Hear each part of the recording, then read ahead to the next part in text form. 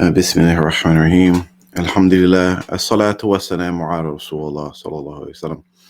Assalamu alaikum wa rahmatullahi wa barakatuh. So I decided to make a quick video to continue our conversation from yesterday where we are covering conversating with cult people. I just wanted to get this done so I can get it up on the YouTube real quick. So we're just going to jump right into it. And just a reminder for people that are listening, what we're doing is covering a conversation that I had with some cult members or cult apologists. The second conversation I recently had was someone from the Muhammad Qasim Dream Cult. They contacted me, and we'll just go through the conversation and jump right in so I can get through it. But the idea here is to help people learn how to engage with these type of people, just from my experiences, and not to say that I'm perfect in engaging with these people. But one thing you have to remember is that we're here to give dawah. That's the main purpose of our engagement. It's not to debate. It's not to just prove ourselves right and whatever else. It's to help guide these people. Inshallah, our mission is to deliver the message. That's it. To deliver the message, and the guidance is with Allah, and that's it. So this person reached out to me on 5/8, 2024, which was last week. I believe that'd be last Wednesday. Excuse me. So the person said, it's a 444 number, or a 44 zip code, area code. And I'm just going to Google real quick. Country code. And you could just by Googling, you could find out, okay, it's the United Kingdom. So it's from the UK, which, that helps give you context. And it's always important to kind of try to identify the type of person that you're dealing with, because it helps how you should react to what they're saying, and where you can kind of help guide them along. But the person says assalamu alaikum, and I'm gonna kind of like read the messages as I'm getting them and what's going through my mind when I'm receiving them, just so you can kind of pick up on these cues, because I deal with a lot of these. I mean, alhamdulillah, Allah has allowed me to deal with a lot of different people, whether it be from the TMOA cult or the Dream cult, with engaging with these people. So they say, Assalamu alaikum wa rahmatullahi wa barakatuh. Is this the correct contact number for the YouTube channel Return to Fitra? And, I respond the next day and say, wa alaikum salam. Yes, I am one of the members. How can I help you? Then Friday, I didn't hear anything back. So I'm just following through before I delete this from my chat, because sometimes people actually create fake numbers to contact us. For whatever reason, they create a fake number so that, if this was like a burner number, that means it could have deleted, or they're not checking the messages or whatever. So I just followed up just before I delete this from my chat history and said, do you still need anything? And then they don't respond until Sunday. So they message on Wednesday, and they don't respond till, a few days later, half a week later on Sunday, and say, yes, barakallahu feek. I wanted to discuss regarding Muhammad Qasim in Pakistan, and what are your thoughts regarding him? So they're coming in, and right here, based off of the lingo that's being used, I have high suspicions already that this person's already a follower of Muhammad Qasim. And what these people do, for some reason, they when they contact, they feel that they have to come in and not just state clearly who they are, what they're about, and what their intentions are. Right? They want to kind of like sneak in. They want to kind of come under the guise that like they're not really followers of the cult. They're outsiders, and they just want information, or like sometimes they pose clear, like, oh, I have doubts about Muhammad Qasim and I think he's a fake. What do you think? And they're just fishing for information for some reason. Allah knows best their true intentions. But people that are really truly on like doubting like their cult or their cult leader or the beliefs of these people, they actually approach the situation a little bit different. They come with different verbiage, and you can kind of pick up on these things. So right here, I'm like, all right, this person is probably a follower of Muhammad Qasim, and they probably ran into some videos on YouTube, and now they have questions and they want to kind of debate or challenge and these sorts of things. So right here, I'm already like, okay, this is what this person is, but I could be wrong. So, but I treat everybody the same. It doesn't matter whether you're a follower or not. I'm going to give the same information and treat you the same. And that's just how it is. So anybody that's out there is thinking about contacting R2F, or any of me or anybody else that's on our show, or people that help out, we're going to treat you the same. It doesn't matter if you're a follower or not. We're going to give you the same information. We're going to treat you the same. We're going to have respect, and if you disrespect us, we're going to try our best to uphold our respect. We're just trying to deliver the message. That's it. That's our goal. So I say, good to hear from you, Muhammad. And remember what they're at, what this person's asking. And right now, I don't know if it's a male or female, but um, there's that. So I said, so the person said, I wanted to discuss with you regarding Muhammad Qasim in Pakistan, and what are your thoughts regarding him? So I said, good to hear from you. And my thoughts regarding him are real clear. It's right here. Muhammad Qasim is misguiding people. That's my thoughts regarding him. So I answered the person's question. And this person responds, and it is a he. I mean, I did find out it is a he, and they give their name and all that information later. And again, for all, just real quick, for people that think that like, oh, someone contacted him and he's exposing him publicly. The only reason why I'm coming up with this publicly is because the person gave me permission to cover this publicly, and you'll see that how they actually violated the trust, themselves. So it's like, we'll see. So we'll get into that. So the person said, that's sad if it's true. In what way is he misguiding people, brother? So now they want more specifics of like,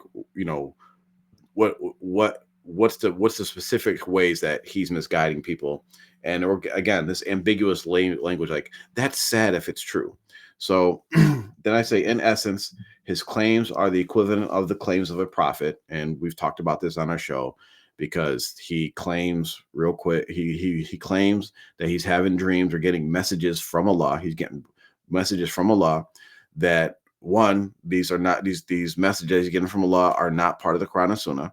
And he's saying that these messages from Allah and the messages that he's getting in his dreams, that people have to follow them, otherwise they're going to get punished by Allah. That is the equivalent of saying that you are a prophet without saying you're a prophet, because he doesn't claim to be a prophet. But if you understand what a prophet is someone who gets revelation or gets messages from Allah that he's required to deliver to the people, and the people that receive the message are required to follow it. And if they don't follow it, they will receive Allah's punishment. So he's saying the same thing that a prophet would be saying. So I just sum it up real quick, because remember, this is a text conversation, and there's certain etiquettes with text conversations. You try to be concise. You try to get the message in as few words as possible. You don't try to, you try to be communicate as clearly as possible, because in text conversations or text messaging there's a limitation to it, and you try to avoid anything that could be misinterpreted by the reader as much as possible, even though there still will be misinterpretations. So, and I say his dreams have content that violates the Quran and Sunnah. So real clear, answer his question. He's misguiding people because, the messages that he's saying is pretty much put him on the same level as a prophet. And there's stuff in his dreams, that actually violates the Quran and the Sunnah. Then he says, wow, subhanAllah, can I have more details about this? This is very serious and heavy. And if it's true, then it needs to be exposed to the world. Okay. So he's still, acting like he's on the fence, and that like, if this stuff is true, that they're going to expose it to the world. And I mean, it's real, even you guys who are listening to this, you could real kind of tell like, okay, this person is not really being sincere or genuine, because they keep using, if it's true, if it's true. So like right there, like, they don't have to take my word for things, but they're coming to this person's contacting me, and basically putting themselves in a position as if like they don't know these things, right? Like they want information from me. So right there, when you keep saying, when I'm making statements and you keep saying, well, if that's true, you're already insinuating that what I'm telling you may not be true. So either like I lack knowledge, right? You're thinking that I'm a person that doesn't have knowledge, which, why would you contact a person that doesn't have knowledge? Or two, you think that I'm actually lying. So this is how this person's already starting out the conversation. You can pick up on these cues very easily. Anybody listening can do the same thing. So I said, it's already exposed. All Muslims who have sound understanding of Aqidah can recognize the falsehood. Only those who lack understanding or have other motives will believe what he is saying. He is a so real, it's self-evident what I'm saying. He is an open fasiq, which is kind of redundant. And Allah would never send an open fasiq to guide mankind. He shaves his beard and has abandoned his prayer. So he's a fasiq. He's an open sinner, right? Committing major sins openly, admittingly, and Allah is not going to send that type of person. Allah has not ever sent that type of person to guide mankind. Excuse me. It is a waste of time, but if you read his dream book, you would see many contradictions, And then I give more specifics. For instance, in one dream, he claims that Allah delayed the day of judgment so that Qasim could pursue a woman. Right? This is something that violates, the Quran and Sunnah, because Allah does not, the day of judgment is a set time, right? The day of judgment is a set time and it's not going to change. And in his dreams, and I think in multiple dreams, he claims that Allah pushes back the day of judgment to accommodate the worldly pursuits of Qasim. His dreams also place him as being the Mahdi. Even though he openly says that he doesn't claim to be the Mahdi, he calls people to believe in his dreams, which clearly point to him supposedly being the Mahdi. Right? Again, so he's basically claiming through his dreams that he's the Mahdi. Also, he claims that if people do not follow and believe in his dreams, that they will be punished by Allah, which also violates the Quran and the Sunnah and the stance of Ahl Sunnah wal Jamaat. Like, dreams are, people do not have to follow another person's dreams, right? If someone has a dream, it could be a dream from Allah, it could be a dream from Shaitan, it could be a meaningless dream, right? If someone says, "Oh, I had a dream XYZ, and Allah said XYZ, and you have to do this," right? We don't have to do it. We don't have to listen to that person. So why would Allah send a dream and send this message in dreams when, according to Islam, we don't have to follow another person's dreams? The only dreams we have to follow is the dreams of Rasul Sallallahu Alaihi Wasallam, because that's Quran and Sunnah, right? And Allah is going to punish us allegedly for not following this person's dreams, right? This is all violating the Quran and the Sunnah. So I say all of this goes against the Quran and Sunnah. It is best to just stay away. Like, here's your advice: just stay away. You don't have to go investigate him, all that. This is not part of your Islam. You'll be a perfectly fine Muslim and a better Muslim if you just stay away from this stuff, right? And I said, and then I, try to get this person, clearly, like, just state your position. Just come on, you open with it. Just have an open conversation instead of you hiding behind this, this guise of, like, you have questions and you're kind of on the fence, or you don't know about Muhammad Qasim. So I say, what is your position regarding Muhammad Qasim? And he says, well, I believe that he is a truthful and honest person. This person lives in England. He has, of course, I don't know these things, but most likely this person, he's in the UK. Probably never met Muhammad Qasim. Probably never talked to him. Even if he did, since the phone conversation. These people, and you see the cult mentality. This person determined, based off of whatever videos he saw online, that Muhammad Qasim is a truthful and honest person. Which, if anybody has any rationality, any common sense, you cannot just look at a person and think, and then make a determination that they are a truthful and honest person. Right? You can't. You have to actually deal with that person. You have to know people that's dealt with that person and have experience with them. He could be lying through his teeth. He could be a known liar. He could be a known deceitful, untrustworthy person in the people that actually knew him and interacted with him, right? This is why in Muhammad Qasim, you don't hear people talk, "Oh, I've known him since he was a child. He's always been an honest, truthful person.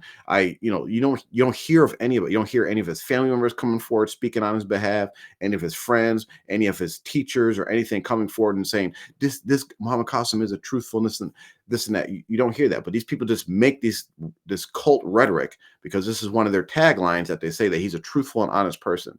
And again, and I'll respond to it how I respond to it, and you'll see. And also, I also believe that he is Imam Mahdi, although he himself doesn't claim to be the Mahdi. In fact, he publicly disassociates from and refuses the claim of being the Mahdi. But as you said, his dreams point to him being the Mahdi.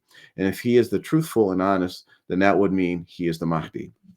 And there's clear contradictions. Again, just like the other episode we talked about, you don't go down these rabbit holes with them. But right here, he just contradicts himself. Okay. It's his dreams.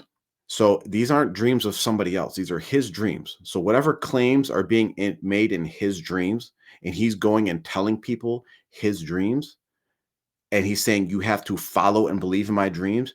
And in his dreams, he's claiming to be the Mahdi. You then can't step outside of your dream and say, but I'm not claiming to be the Mahdi. My dream says I'm the Mahdi, and you have to believe that, but I'm not going to claim to be the Mahdi. These are just word games, and people are actually getting caught up with this because this guy is claiming to be the Mahdi by telling you to follow his dreams. Okay, so on one hand, this guy says, I believe he's the Mahdi, even though he refuses that he's the Mahdi. Okay, and then that he's a truthful and honest person. So right here's a contradiction. So if he's truthful and honest, and his dreams are clearly saying that he's the Mahdi, but then he's telling you I'm not the Mahdi, then something's wrong. Either his dreams are lying or he's lying, right? It's either or, okay? And say, oh, I'll never claim it. They play these semantic games. It's just cult rhetoric, and it's really kind of silly that people are actually falling for this, okay? But now he's clear. It's clear. Okay, he's a dream cult member. He's a full follower and believer of Muhammad Qasim, right? But you could have came right out at the beginning and just said that. So now once this is confirmed, you kind of know that there's a different reasons why this person's actually contacted me. They're contacting me either just fishing for information, or they want to debate, or they just want to basically get more information that's going to solidify their beliefs, right? The confirmation bias. That's all they're really looking for, right? So of course, though, if there is evidence that he's lying or wrong in what he says, or he's a heretic or a fasiq, as you said, then this is very dangerous, and this would need to be exposed to the world to warn Muslims against it. Do you have the evidence of this falsehood ready to share, or do you need some time? There is no rush at all. Okay, so he wants, again, this is what these cult people do, is that when they ask for evidence and they ask for proof, but before you do the work, and I've made this mistake plenty of times, if you go and you go do research, you gather all the evidence, you collect it, you compile it, and you provide it to them. You do a lot of work doing this, but they're not really looking for evidence. They're not looking for proof. They actually don't respect evidence. They actually don't respect proof. Only thing that they take as evidence and proof is the stuff that actually confirms what they already believe. And this is a common tactic of people of innovation. This is, and I'm not this person. I kind of mentioned this to the person, and they're like, "Oh, you're saying I'm a person. I'm an innovator. I'm a person of innovation." I don't know what this person. I don't know this person from anything. All I know is what there's from what I can glean from this conversation. But when we talk about the characteristics of the people of innovation, the people that have clearly deviated from the like the known sects, right? The Mutazaliya, the Qadariya, the Khawarij, and all these different known sects that people we study in Islamic classes and stuff, they have common characteristics. And one of these characteristics is that they develop their belief, and then they go to the Quran and Sunnah to look for the evidence that can support their belief, which is backwards. We look at the Quran and Sunnah and develop our belief from that. Okay. And you'll see, so like when they ask for evidence, the first thing that you have to establish is, okay, is this a person that actually accepts proof and evidence? Okay. And right here, I already know that they're not a person that accepts proof and evidence because I actually gave him the proof and evidence, right? He talks about if he's a fasiq, can you prove that he's a fasiq? Yeah, I mentioned that he shaves his beard. With if you've seen his videos, you could clearly see that he shaves his beard, right? And I mentioned that he admits that he does not pray, that he's abandoned or neglected the prayer, right? So he's asking for proof. So don't go overboard in providing the proof until they show they are people that actually respect proof and evidence. Um, what else? I was going to mention something else about his message. Oh, and as Muslims, right? And I talk about this when I replied to him. As Muslims, someone who is a sinner, someone who is a fasiq, someone who's an open sinner, you cannot consider as Islamically, you cannot consider them a truthful and honest person if they're a sinner, right? A truthful and honest person is someone that you can accept what they say. You can accept their testimony. Muhammad Qasim is given testimony that he's having these dreams and that these dreams are true and yada, yada, yada, right? But that testimony cannot be accepted because he's an open sinner. Then, these dream people will say, they go to the rhetoric, well, Allah says if a fasiq comes to with news, then you have to go verify it. Okay, let's go down that route. He's a fasiq. He's an open sinner. He comes to you with this testimony that he's having these dreams. There's no possible way for you to go verify those dreams because you cannot go inside his heart and his head and determine if those actually happened. You can't. You can't verify his dreams. So it's useless information. Useless information. So anyway, I say in Islam, a person who admittedly abandons salat cannot be considered an honest person. Real click. He's barely Muslim, right? So there's a difference of opinion on the status of when you neglect salat. We're not talking about someone who just says, "Yo, I'm not praying ever. I don't believe in prayer." We're talking about people that just don't pray, right? And they, out of laziness, they're just abandon it, like they pray once or twice a week, just like Muhammad Qasim. This is called abandoning the prayer. It's not establishing the prayer. There's difference of opinions on what the status is, where some of the ulama, the major ulama, say that this person has left the fold of Islam. They're not Muslim anymore. Where the lightest determination is that the person has, they're still Muslim, but they need to be locked up, they need to be whipped, and all these different things until they start praying again. Right? This is the status of Muhammad Qasim. And then you're going to say, oh yeah, this person's a truthful person, right? That doesn't work that way, right? This person cannot go into a court and give testimony. He cannot be a witness, all because he doesn't pray. This is not even including the point that he, clean shaves his face, right? So I say a person who openly shaves his beard against the commands of Allah and Rasulullah cannot be considered a truthful person. So basically, an open sinner cannot be considered a truthful person. I said, so the evidence has been provided by him. I will send you the video of him admitting that he hardly ever makes salat. You can look at all of his videos and see that he shaves his beard. So there's the evidence, right? We're providing evidence. This will be clear evidence that he is a fasik. This evidence should be sufficient for any sincere person. So I'm basically challenging, like, if you're sincere, there should be enough evidence that, okay, he's a fasik, he's a sinner, right? But I have been doing stuff like this for a long time, and I've dealt with many people who get caught up in cults. First, you have to be clear on what evidence you will accept and what will be sufficient for you to stop believing in that falsehood. Because what happens is that the people who get ensnared in cults, falsehood, and innovation make up their minds about their beliefs and won't accept evidence if it goes against what they believe. As Muslims, we start from the Quran and Sunnah, and you should have started with the question of what evidence from the Quran and Sunnah confirms the claims of Muhammad Qasim. And if you did that, you would find that the evidence from the Quran and Sunnah confirms that Muhammad Qasim is spreading falsehood and misguidance. So that's the problem, right? These people, in essence, and we know in Islam, the people that make the claim have to provide proof of the claim. These people are making the claim that Muhammad Qasim is a truthful and honest person, right? Which they're going to have to establish that somehow, that he's a truthful and honest person. And you can't say, oh, well, he admitted that he's a sinner. That means he's a truthful and honest person. That's he actually, by admitting that he's a sinner, right? By saying, oh yeah, I don't pray and all these, he's actually admitting that he's not a truthful and honest person. So you have to establish that claim first. He's a truthful and honest person. Okay, you made a claim. Provide a proof and evidence that he's a truthful and honest person, right? And the evidence that would show that he's a truthful and honest person would be like witnesses, people that actually grew up with him and deal with him on a day-to-day setting and can testify to these different things, right? That'd be the best way to establish that he's a truthful and honest person. But it doesn't even matter, because even if he is, like, he generally tells the truth and he doesn't lie, you can't accept his testimony because, again, he's a sinner. He openly admits that he's a sinner.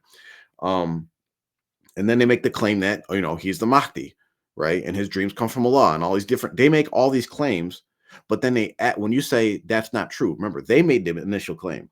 They're supposed to provide the proof. And the only proof that they can provide that be sufficient to prove their claims about him being the Mahdi and his dreams being from Allah would be the proof that we accept, right? Is stuff that we could see, observe, and it comes directly from the Quran and Sunnah. So as far as him being a Mahdi, there's going to have to be something that very explicitly says this, that it can't apply to nobody else, that Muhammad Qasim is the Mahdi, right? It had to be evidence that clears off everybody in the world, that does not apply to anybody except for Muhammad Qasim. And that's the only way that you could provide proof or back up to the claim that Muhammad Qasim is the Mahdi and that, these dreams he's getting are from Allah. Okay. So, and I say, as Muslims, we start from the Quran and Sunnah, and they should have started from what evidence from the Quran and Sunnah confirms the claims of Muhammad Qasim. And they will never have that. They'll just go and jump into hadith, say like, well, this one applies to him, and if we twist the meaning of that one, it applies to him, and this is why I believe. There's no evidence at all whatsoever. In fact, you see that the evidence actually goes against him being the Mahdi or anybody like that. So I provide the video of him admitting he doesn't pray. That's on our YouTube channel. You can go see that if you want. It's just search under our channel, Does Muhammad Qasim Pray Salat? And that's there. And he says, regarding your last paragraph, what is it? That is what I am asking already. What evidence confirms that Muhammad Qasim is spreading falsehood and misguidance? Regarding the evidence from Quran and Sunnah that confirms the claims of Muhammad Qasim, I'm generally convinced that the proofs of the Quran and Sunnah ally with this man being the Mahdi because of the evidence which is already being publicly shared and is publicly available, including but not limited to his dreams as well as the dreams of others. And there's a lot more reasons I believe so far, but it's hard to condense it into a format I can easily send here. So real quick, he glosses over like, oh, the stuff in his dreams aligns with the Quran and the Sunnah, right? So he actually didn't provide. You could have provided one proof that proves that he's the Mahdi. Having stuff from the Quran and the Sunnah, and again, the stuff that comes from about the Mahdi is from the Sunnah, the Hadiths, right? Not from the Quran. Um, Aligning with his alleged dreams and all these other different things that say, oh, he has the characteristics of the Mahdi and all that. That's your belief, right? And if again, you have to have something that confirms his claims, right? Anything you so as far as like for instance, so they say, oh, the Mahdi's coming from Pakistan, and they do this whole mental gymnastics. Say Pakistan's part of Khorasan is the east, and there's mountains. That applies to everybody in Pakistan. There's nothing that if you apply these conditions that even how you interpret them, it still applies to millions of people in Pakistan. So you can't say, oh, Muhammad Qasim is the one. And then you say, okay, no, because he has these dreams. Where in the Quran and Sunnah to say the Mahdi is going to claim that he has these dreams and that's going to prove that he's Mahdi? You're not going to find it. They just do some twisting and turning. Again, they develop their belief. Then they go looking in the Quran and Sunnah to find things that support their belief. But if you go the other way, there's nothing. If you go from the Quran and Sunnah, there's nothing that's going to drive you like, oh, it's Muhammad Qasim. No, it's going to say, you know what? If I believe that Mahdi is alive right now, there's hundreds of thousands of, if not millions of people that this, could be the Mahdi. You're wasting your time. And again, there's no evidence. There's nothing that confirms it. So again, he says, I can't provide the info. I can't provide the evidence. It can't put it in this format, whatever. Okay. So I say, if you don't mind me asking, are you a new Muslim? So I'm just trying to get more information right now at this point because I'm trying to identify the demographic of this person, because you will see later when we get into it that people that follow these cults, especially in the dream cult, any cults really, they fit a certain demographic. They have certain common traits and characteristics, right? They're usually single, right? They're usually new Muslims or self-taught Muslims, reverts, people that do not have knowledge, people that lack the basic understanding or the fundamental understandings of Islam. And this is easy for them to get misguided. So I'm trying to establish his mindset, and also I'm trying to see how can I communicate with him, because if he's a new Muslim or someone doesn't like that is missing the foundations, I have to communicate with them in a certain way. I can't say certain things because they're not going to understand. And I say, knowing your background and your knowledge base will help me understand how to best communicate with you. And if you like, we can arrange a phone or video call to discuss, because some things will be difficult to communicate over text. And I'm gonna kind of go through this a little quicker so I can kind of end this video and get through it. And I'm just going to kind of go through the conversation. He says, so far from what I have understood, you have brought two accusations against him as evidence: that he does not pray regularly, maybe less than once a week or whatever, whenever his heart desires, or Allah gives him tawfiq. That's what he says in the video. That he shaves his beard consistently. You also use these accusations against him as evidence for him being a fasik. But my question is, why do these make him a fasik? And this question is very just shows his knowledge level real right off the bat, that he doesn't actually know what a fasik is. A fasik, very simply, is someone who commits major sins or minor sins persistently, and you know about them, right?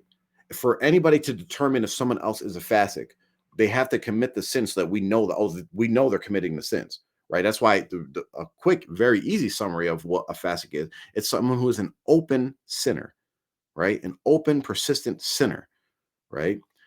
That's a fasik.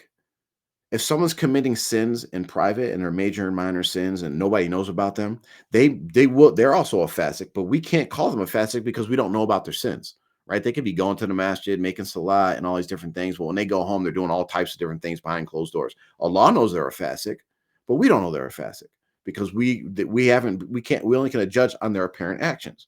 So him confirming that, or saying, okay, he doesn't make salah and he shaves his beard, so these are open sins, and he persistently does these, that is a fasik. And he's saying, okay, how do these sins make us fasik? So it shows that his knowledge level. He said, I will give my own defense. Um, and I will give my own defense for him before you answer that. Regarding one, that he does not pray. Well, why does that make him a fasik? It's the biggest sin behind shirk, right? It's the biggest sin behind shirk. So, like, for him not to understand this, it's very revealing of showing like where his education level is. And I'm not saying this to insult him. It just reveals a lot. Um, and he says he has stated that he struggles with laziness and he makes effort to do it when he can. And when he's unable to keep up with it, he leaves it. So he leaves it. He abandons salats, right? Because of laziness. Allah says he does not charge a soul except within its capacity. So if Qasim claims that he is struggling, we should be sympathetic to that and try to encourage him to pray more regularly rather than condemning him and calling him a fasik. We can encourage. This is what you do with fasiks. You don't condemn them. Allah's the one who condemns and is determined like what punishment they're going to get. But there's certain things we do as Muslims based off of someone's apparent actions that we have to deal with. For instance, if he was in a Muslim country that imposed Sharia, right? What would he do? The least of what would happen to him is that he'd be locked up in a prison and whipped until he establishes salat, until he starts praying regularly, whether he's lazy or not. And the worst that would happen to him is that they would determine him a non-Muslim and they would execute him, right? Go look at the rulings of people who don't pray or abandon a prayer out of laziness. Go look at those rulings. You don't say, oh, since you're allegedly trying hard. No, if this is something like Allah does not charge a soul except within his capacity, right? That means because Allah has made prayer obligatory on everybody, no matter what your situation is. There is nothing that excuses a person from prayer. Even if you're paralyzed, bedridden, sick, or whatever, you have to pray. Even if it's praying with your eyes up and down, you have to make salat. There's nothing that excuses him from making salat. Nothing.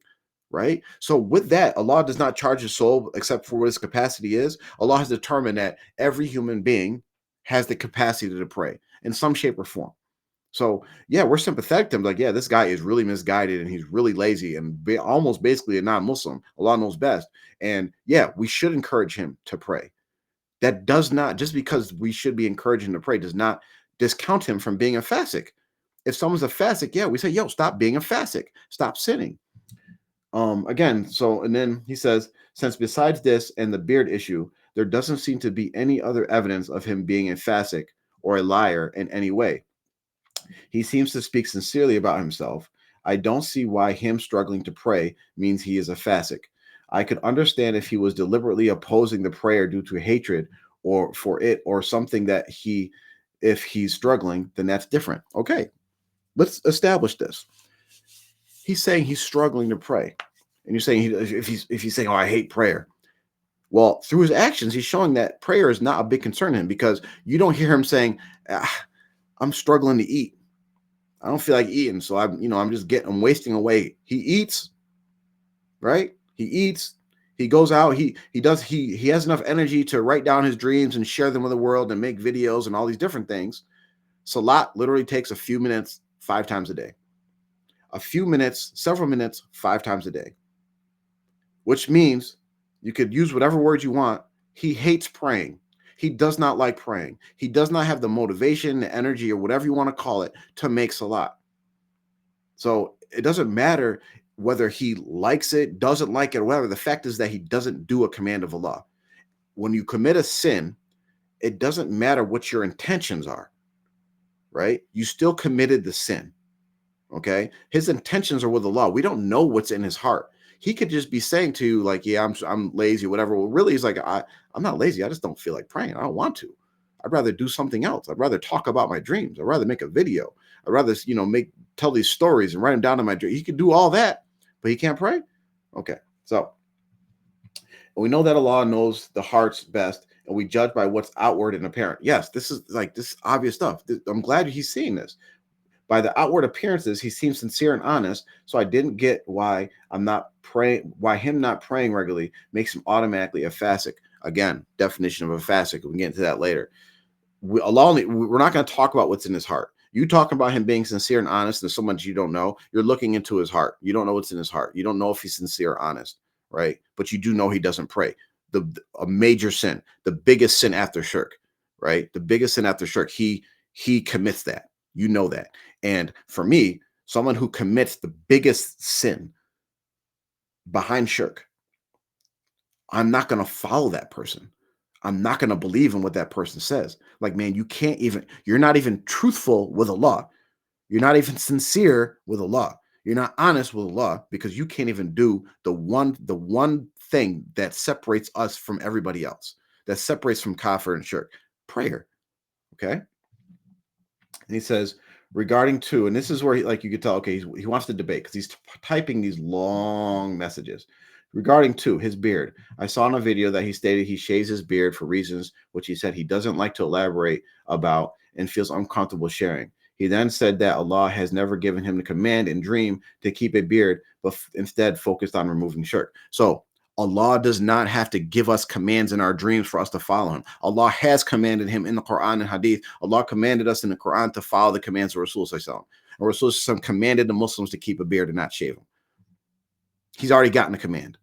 But this shows you, like, this is the innovation, which he doesn't understand. And again, you can't go down these rabbit holes with these people. But here's the innovation. Why is he saying he has to follow what Allah commanded him in his dreams? That's his religion. His dreams is his religion. His dreams are not the Quran and the Sunnah, because the Quran and the Sunnah command him to keep his beard and not shave his beard. So Allah's already commanded him, and he's ignoring that because, well, Allah didn't tell me my dream. You see this? It's very clear. This is his religion is his dreams. The source of his religion is his dreams, not the Quran and the Sunnah. Because if he was following the Quran and the Sunnah and not innovating, he would keep a beard. And it doesn't matter why he doesn't keep a beard, right? It doesn't matter. He doesn't want to elaborate. He doesn't want to share and all these different things. He's uncomfortable. Who cares? It doesn't matter. He shaves his beard. It doesn't need, and he should not do that. It's a sin. He says, so my question is, why would these two things, and inherently, we're talking about someone's inside, their heart, what their makeup is. We don't know what's inherent in somebody else. Only Allah knows that. Make him to be a fasik. If there is sufficient proof that they do, then that's categorical proof that he is a fasik and has to be abandoned and warned against. But if there isn't, then besides these two, what other evidence is there that he is a fasik? Again, we don't keep going down this road of providing evidence because the clear evidence that he accepted is true, he found some way to justify them in his mind. He's a fasik. He's a sinner. If we could take out the word fasik because they want to, he want to drill down on what exactly is a fasik. Let's just say he's a sinner. He's an open sinner. You shouldn't follow an open sinner. You shouldn't. Right? So he says, Alhamdulillah, I've been Muslim since I was born into a Muslim family, Alhamdulillah. And about his background, he says, sure, I guess that sounds like a good idea. So I didn't ask him, do you know what a fasik is? And he says, yes, I know what a fasik is. Okay, if he did, he wouldn't be asking, how does this stuff make it? I said, so can you explain to me what a fasik is? So I'm putting the pressure on him to actually provide the evidence of what he's saying. He says, it is an immoral, wicked person, a sinner or transgressor, or rebellious and defiantly disobedient person, right? Which part of what he's saying is true. A sinner. Because when you sin, right, you're immoral, according to Islam. When you sin, you are wicked. When you sin, you are a sinner, or you're a transgressor. A sin is a transgression against the law. Or rebellion, that's when you sin, you rebel against Allah's command. When you sin, you're defiantly disobedient. Defiantly means you're just, it's one thing to commit a sin, but you can be defiantly I'm just not changing, right? Which is costing him. He's he doesn't pray and he keeps shaving his beard. No matter how many times people say, yo, why don't you have a beard? Why do you keep beard? You should wear your beard. You should make salat. He still doesn't do it. So he's being defiant and he's disobedience is a sin. So yes, he's a sinner. So I basically clarified to him, a fasik is an open sinner, right? They commit sins openly and we know about them. He said, what's the reference for that definition? So now they want references, which is fine to provide to someone that, actually accepts proof and knows the methodology of accepting proof and what establishes and constitutes proof. but he's already proven that he doesn't matter what evidence I give him, he's not going to take it, right? So I said, also, do you know the ruling of a person who is neglectful in their prayer due to laziness? And he says, so then he went and Googled something and copied and pasted, and basically his definition for, and again, this is what happens with people that are self-taught and don't really understand, the basics. He went into Google and just copied, searched up what's a whatever, and then copied and pasted real quick. So he says that a fasik is, and corruption linguistically entails departing from uprightness, as has been mentioned in al-Mughrib, legally entails committing a major sin, kabira, or persisting upon a minor sin, as has been mentioned in al-Khizana, Imam Ibn Nujaym, al-Bahr al-Ra'iq. I have no idea who these are, where these references are. So he says, real quick, the legally, a fasik is someone who commits a major sin,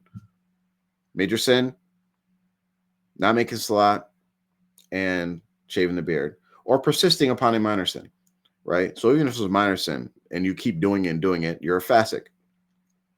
So not only is he committing major sins, he's persisting on these major sins, which makes him a fasik according to the definition he provided. And he says his saying a fasik, it is from the word fisk, corruption. It denotes departing from uprightness.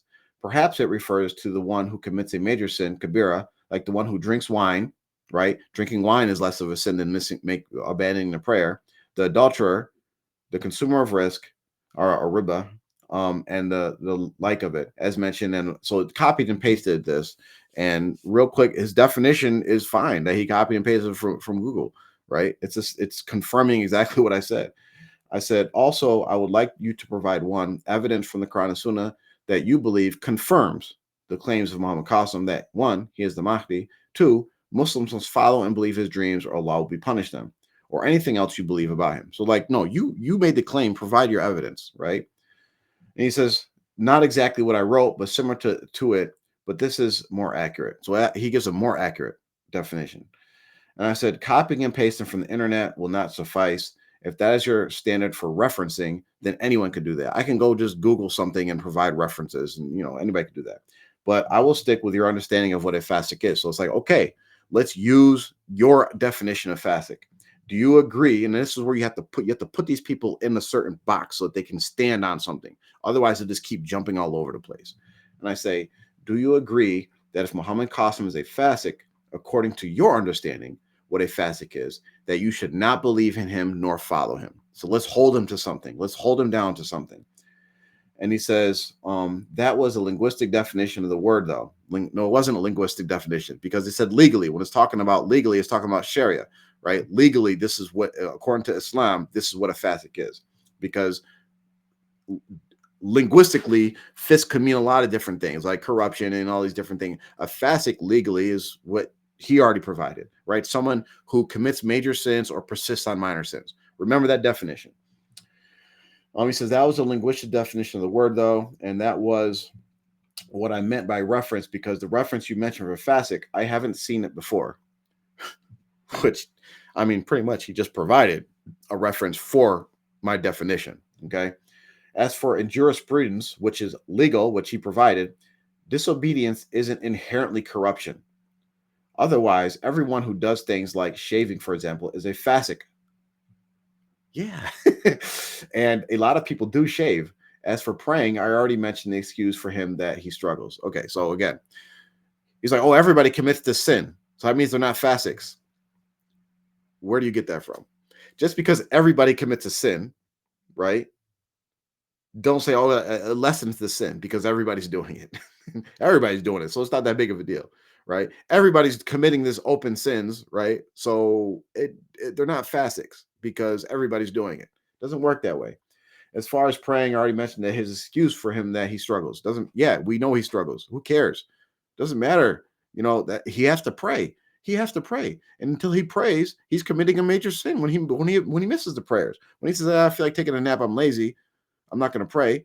That means he doesn't fear Allah. It means he doesn't love Allah. It means that he's not close to Allah. It means that he has low iman, and we can keep going down the list of and part of the reason, shaitan affects us. When we have low iman and we move away from Allah, shaitan affects us. One of the ways shaitan affects us and influences us is through our dreams, right? The jinns, the shaitan, they come to our dreams and give us all types of weird dreams and makes us think that we're, prophets and mahdis and all these different things. You know what protects us from that, from the influence of shaitan? Making salat. Making salat protects us from that. So this guy's just going to sleep, and who knows? Allah knows best if he's having these weird false dreams or not. But shaitan is clearly influencing him. Clearly influencing him. You know why? Because he doesn't make salat. So it doesn't matter why he's struggling or what his excuses were. There is no valid excuse to miss salat, right? The only valid excuse to miss salat is if somehow you are, the pen is lifted, like you're unconscious, right? And even if you're unconscious or something like that, you have to make the salat up if you miss it, right? You just say, yeah, I'm tired, I'm sick, or I'm lazy, or I got to go write in my dream book, or I got to go make this dream video. I'm not going to pray. Can't do it. But to answer your question, if it was proven that he is a fasik, though, then yes, I agree with you. He should neither be believed nor followed, and he should be warned against. That was the first thing I said when I came here, is that if there's evidence for that, then that must be exposed and he must be warned against. So he confirms that if he's a fasik, if he's a sinner, an open sinner, right? If he's according to his definition, if he's someone who commits major sins and persists on minor sins, then he's someone that should be warned against and not followed. He confirms that. Actually, I might have seen that definition before, but it's not very authoritative, I think. I don't know. So now he's actually seen the definition someplace before, right? So I said, okay, so according to you, so I was like, okay, abandon my definition. Forget my definition. Let's go with what you provided and what you agreed on. I said, according to your understanding and the definition you gave, a fasik is someone who is a sinner, transgressor, rebellious, and defiantly disobedient, legally committing a major sin or persistent upon a minor sin. So I gave the exact words he provided for what a fasik is. I said, what type of sin is abandoning salat? What type of sin is shaving the beard? To save time, because I don't want to go down this route of just, when you ask them questions, they try to go down different rabbit holes. So I'm just going to provide the answer that is the answer. I said, to save time, neglecting or abandoning the salat due to laziness is a major sin. Shaving the beard is at least a minor sin. I believe it's a major sin, but I wasn't sure. So I said it's at least a minor sin. And he shaves his beard, it seems like daily, which is persisting in a minor sin, right? So you have acknowledged both of these sins. It does not matter what excuse you want to give him or the reasons he provides for persistently indulging in these sins. So it is proven that he is a fasik based on his definition because he openly and admittingly and persistently engaged in these sins. So these actions meet my definition and your definition. He is, and I'll write more, he is a sinner, which means he is a transgressor, which means he is rebelling against the law's commands. 2, the sins are open. He admitted to not praying, and his beard is always shaved on video. 3, these are both major and at least minor sins. 4, he persists in these sins. You have to agree that you have agreed that if it is proven that he's a fasik, that you would not believe him, nor follow him, and should warn against him. This evidence is clear. It's very clear. For all y'all watching, is y'all going to be like, it's very clear, right?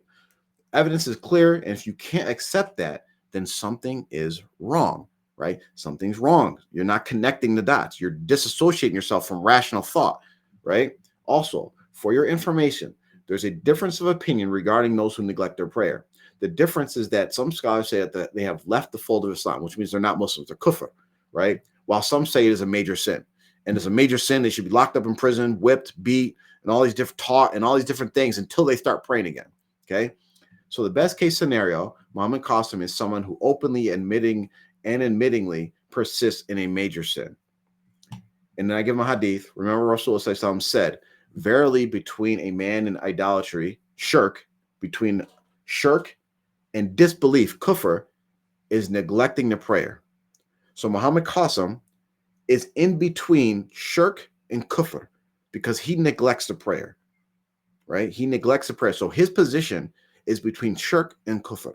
And anybody with common sense, if I asked you, I say, hey, I have somebody that you should believe and follow, but his status, like religiously, is that he's between a mushrik and a kafir, you're going to look at me like I'm nuts. Anybody with common sense, like, I'm not following or believing that person. I'll just go follow the Quran and Sunnah. I'll go follow an acceptable sheikh that, doesn't openly sin and transgress and all these different things.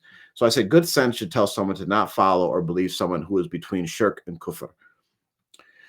Then he responds and says, okay, now, first of all, the problem is that I didn't fully elaborate or explain the qualifier, namely that actions are judged by intentions.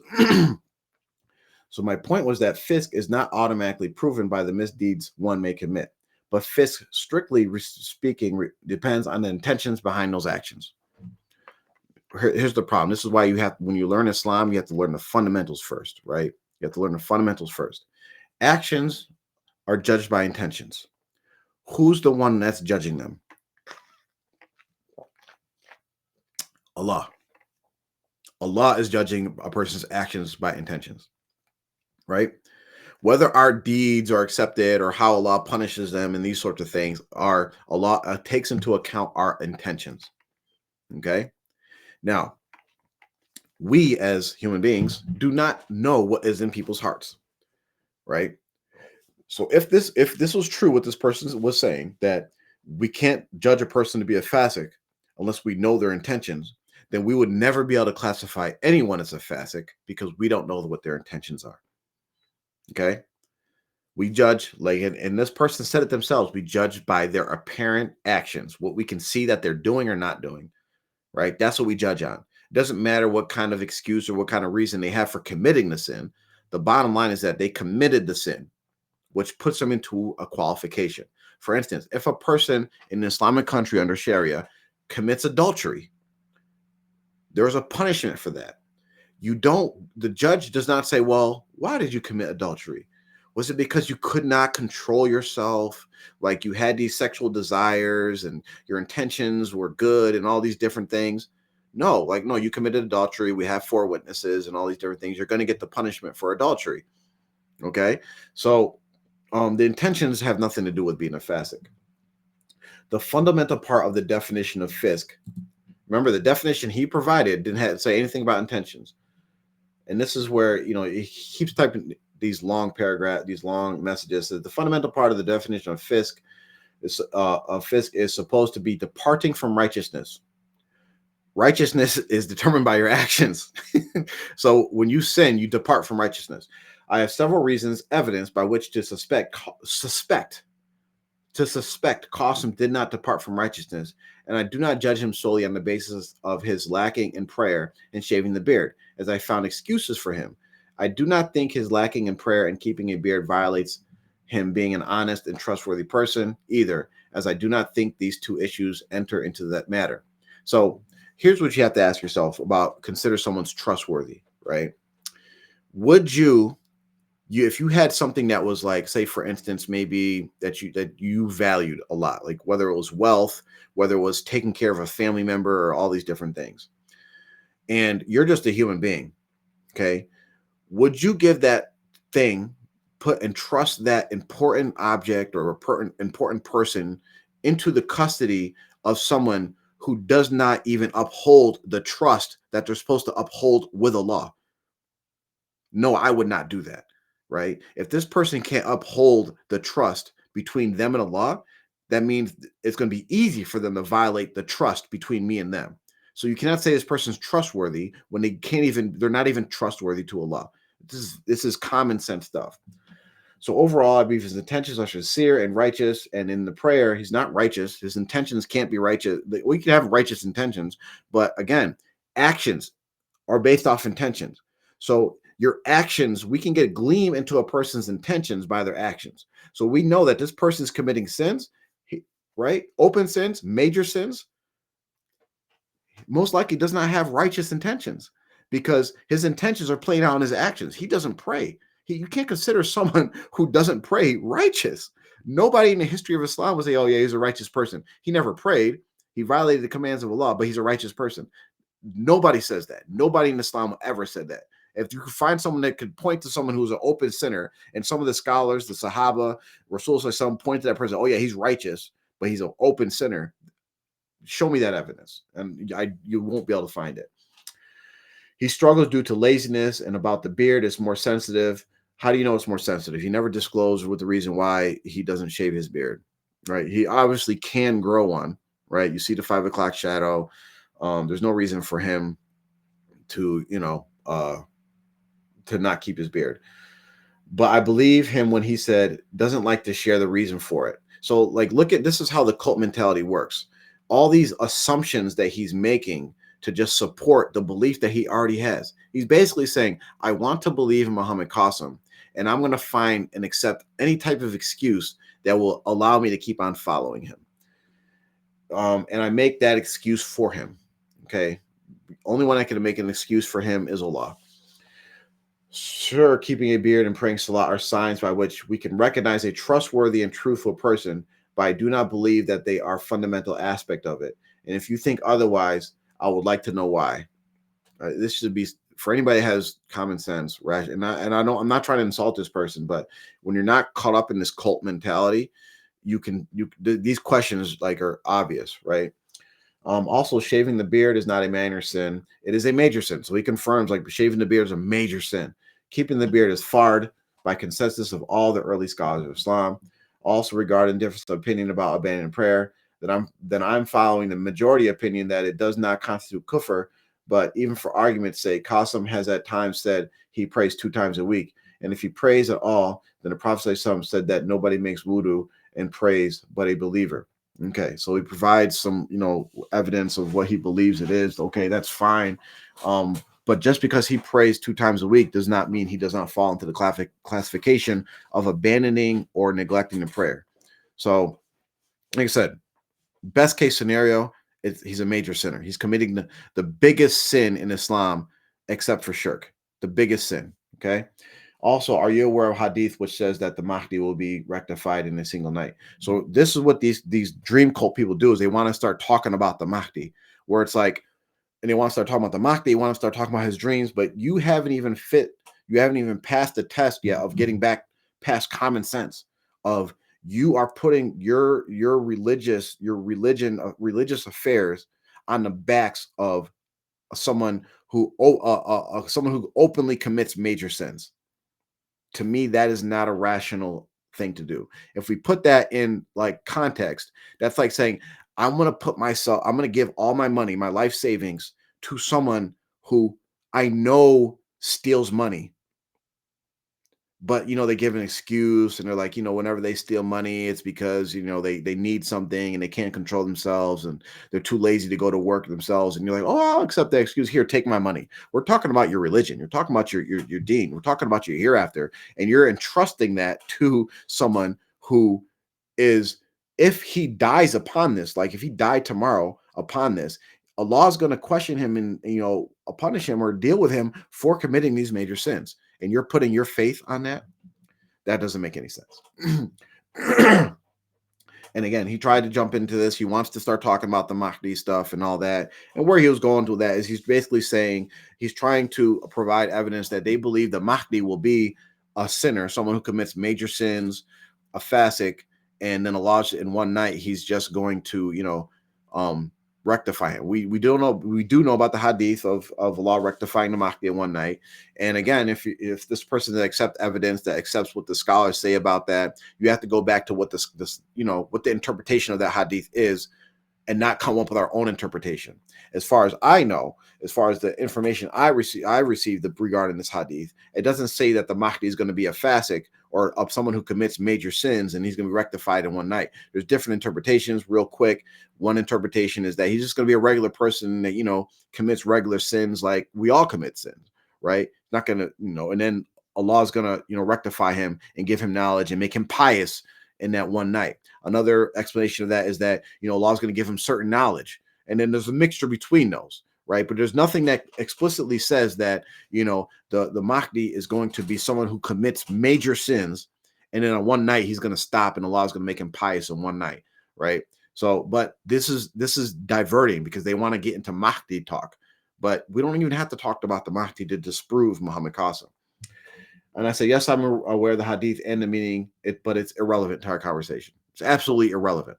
But now you have acknowledged that because to use this hadith, to try to support the Muhammad Qasim is the Mahdi, or that it's okay for Muhammad Qasim to commit these major sins, is that first you have to establish that, okay, he is the Mahdi, which you can't establish, right? So it's actually irrelevant to this conversation. The conversation is about whether I should follow and believe somebody who openly commits major sins. That's what the conversation is about.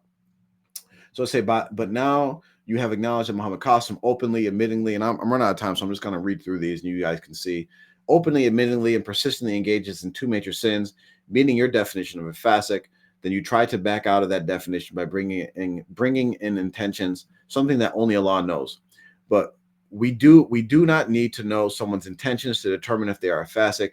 A fasik is determined by the apparent actions, not the matters hidden in the heart. And as I stated earlier, you have made up your mind regarding Muhammad Qasim and are enveloped in cult thinking. You asked for evidence and clear evidence was given. You refused to accept it. So is there anything that will convince you that stop believing and following Muhammad Qasim? So like here's where you just what would actually convince you to stop believing in him? Then he says there are three things that you have stated here that are categorically incorrect. One, I attempted to back out of my definition. Yes, he did, because he added I'm going to qualify. He said, I'm going to add a qualifier and I'm going to add intentions, right? Two, we do not need to know someone's intentions to determine if they are fasik. A fasik is determined by their apparent actions, not the matter hidden in the heart. And three, I am enveloped in cult thinking. Additionally, sure, you did attempt to provide evidence, but I rejected it on reasonable grounds. You guys can determine whether it's reasonable. Now, regarding one, and again, this guy, like, you see how much he talked, right? Wrote this message. Okay. And he says, I never attempted to back out of my definition. I still adhere to that definition. However, it lacked clarity in distinguishing between a sinner and an actual fasik. Again, you could take the word fasik out and just use the word sinner. You're playing semantics. You shouldn't follow a sinner, an open sinner that commits major sins openly and admittingly follows open. That's not something you should do. Is like, I'm going to believe this guy and trust him and put my iman and my faith and my, bet my hereafter on this person. That's a bad bet. All I did was clarify that what makes the difference, which is in simple terms that a fasik becomes internally corrupt, while a sinner may engage in many sins, but internally he is not corrupt. He may even be pious or sincere in his heart. All right, this is actually a real quick. Look up the beliefs of I believe it's the Murji'a, right? It's one of the traditional Islamic historical sects, right? And they separated actions from belief, right? And what they believed is that you can commit all types of sins and it doesn't affect your iman. Ahl Sunnah wal Jama'at, we reject this. We reject this idea, right? So basically, this is, he doesn't know it, but he's going down this path of innovation where he's separating, right, a person's iman or what's in their heart from their actions. So they're saying that a person could be a pious, righteous person. It doesn't matter what type of sins they commit. This is innovation. He may even be pious or sincere in his heart. As Ahl Sunnah wal Jama'at, we say that our intentions play out in our actions. And this is just from, he has a bad basis of understanding and needs to go back to the basics and learn from an accredited source, Islamic stuff. So numerous stories were narrated about people who were sinning, but they held piety taqwa in their hearts. For example, the bandit thief who was fasting. I don't know anything about a bandit thief who was fasting or whatever. Numerous stories. I don't know about numerous stories. I function off the Quran and the Hadith. That's what I function off of. I function off the Quran and Hadith. I follow what Allah said, or Rasul said, what the Sahabas and the Salaf say. That's what I follow, right? And the scholars. That's what I follow. I don't follow like stories. Okay. Regarding to, yes, you absolutely do need to know the intentions of a person to determine if they are fasik, just as you would need to determine their intentions to determine if they are a kafir or not. This is just completely false, right? You don't need it. You don't need it. Anyway, it's just false. It's wrong, and we talked about this already. Watching someone's actions alone is not sufficient for several reasons, but for the sake of brevity, one example should suffice. Ignorance. A person may commit certain actions while being unaware of its ruling. The scholars are unanimously agreed such a person is not charged for it. Similarly, examples include duress, compulsion, and forgetfulness. Yes, there are excuses that a law may give or that judges may give for ignorance in certain things. However, it does not excuse the fact that they actually committed the sin, right? So, for instance, if a person commits kufr or says something that's of kufr that takes them outside of the fold of Islam, what the authorities do is they bring them in and they, because it's not a light ruling. You don't say, "Oh, you committed kufr and we're just going to kill you right there." No, they question them. They determine where this is coming from. They educate them. But if they persist on that belief or the statements they make, then they receive the punishment. Right? There's a process, right? That goes on. Right? Um, you cannot say that Muhammad Qasim was ignorant, that he knows he's supposed to make salat. He knows he's supposed to keep his beard, right? He knows these things. So you can't say he's ignorant. You can't say, oh, he forgot. He forgot. Oh, I forgot. I'm supposed to, like, these things don't apply to him. Okay. So, and forgetting and ignorance is not intention, right? That's not intention. That's informing, like, the level, the knowledge base of that person, or why the person didn't do what they did, not their actually intention for doing it or not doing it. Okay, so but anyway, the ruling on calling someone a fasik is similar to calling someone a kafir, as the Prophet said. Abu Dar reported, the Messenger of Allah, peace be upon him, said, "A man does not accuse another man of wickedness or unbelief, but that it will be turned against him if his companion is innocent." Okay. So where does that get into intentions? Nowhere. Nowhere. I'll answer the question. Nowhere. Has nothing to do with intentions. It's basically saying a man does not accuse another man of fasik or wickedness or unbelief, but that it will be turned against him if his companion is innocent. Okay. So you'd have to determine that Muhammad Qasim does not commit major or minor sins openly. You'd have to determine that, okay, he's innocent of what. No, it's confirmed. You confirm that he actually is, a man of wickednesses or committing fasuk, right? He's done it. Okay. So he's not innocent of that. Anyway, so just as we tend to refrain from calling someone a kafir, we should do the same for calling them a fasik until we are certain about it and are certain about what is within their hearts. You can never be certain about what is in somebody's heart.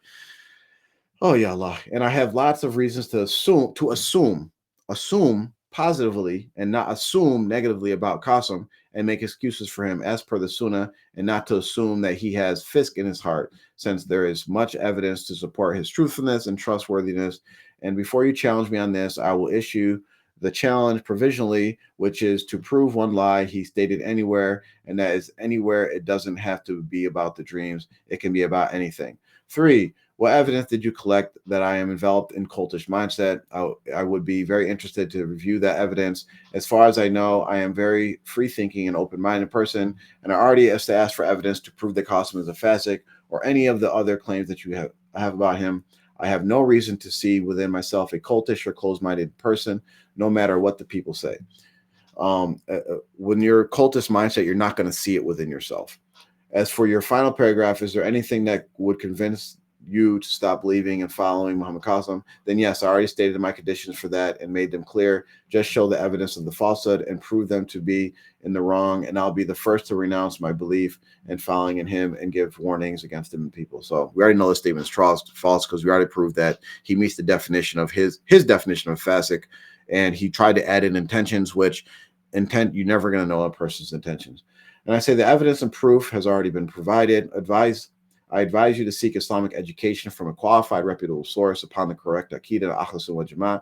There are major mistakes made in your statements. I have answered your questions and provided you with proof. It is only upon me to provide you with the message. And is there anything else I can help you with? Because, like, I'm not going to go down this rabbit hole. He just wants evidence, and he's going to keep asking for evidence. No matter what evidence I provide, he's going to do the same, mental gymnastics to try to explain it away and not accept it. He wants to debate.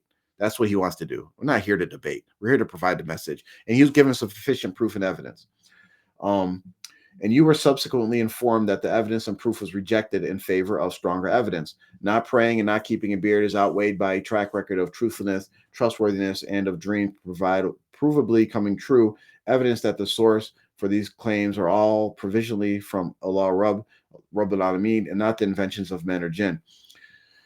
So he wants to go into the dreams and saying how they predict stuff. This is just rabbit holes again.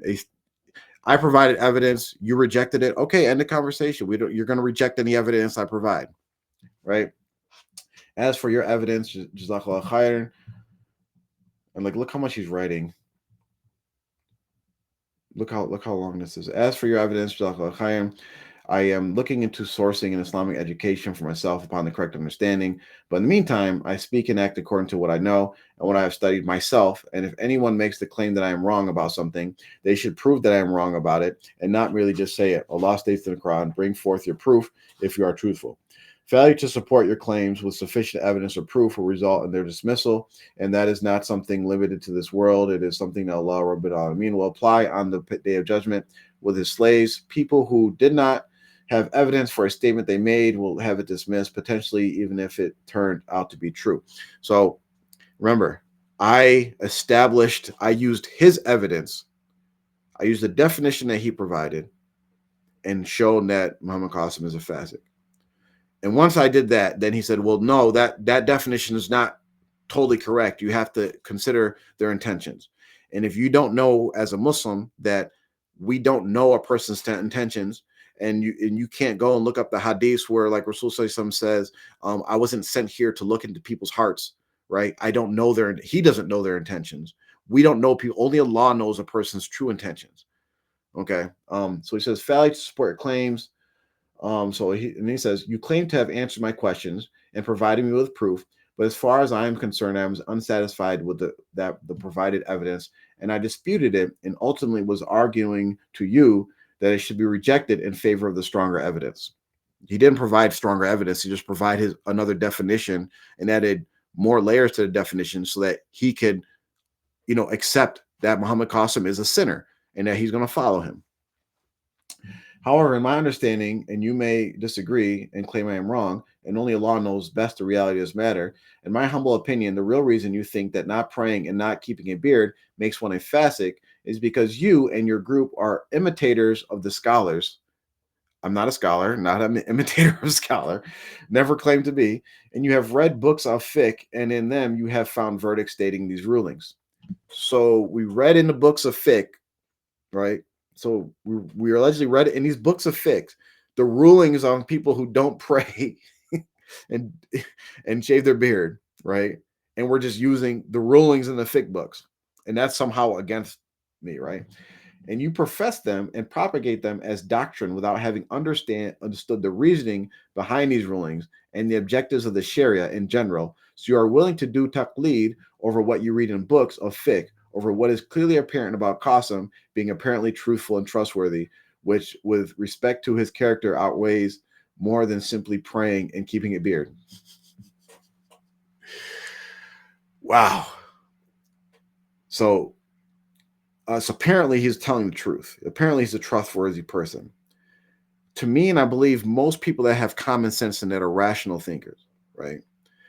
Someone who commits crimes is not going to be considered a trustworthy person. Okay? They may tell the truth, but being trustworthy and honest according to Islamic standards entails more than telling the truth about certain things. Okay? I'm not going to go to a criminal and say, yeah, I'm going to trust you because that person is a criminal. According to Islamic standards, when you commit sins, you're committing crimes against Allah and Rasul Sallallahu. I am not going to trust somebody who commits crimes against Allah and Rasulullah Sallallahu. If you want to do that, go ahead, because obviously you're doing that. But again, we just deliver the message and give them the proof, very basic proof and evidence, very clear, and you could accept it or not. And if they show that they're not a person that accepts evidence, don't waste your time going down there. Just like say, hey, I gave you the information, take it or leave it. We can go apart. My mission is to deliver the message, and maybe you'll accept it, maybe you won't. I'm doing that to get my blessings from Allah. And he says, I don't understand the objectives of the Sharia in general.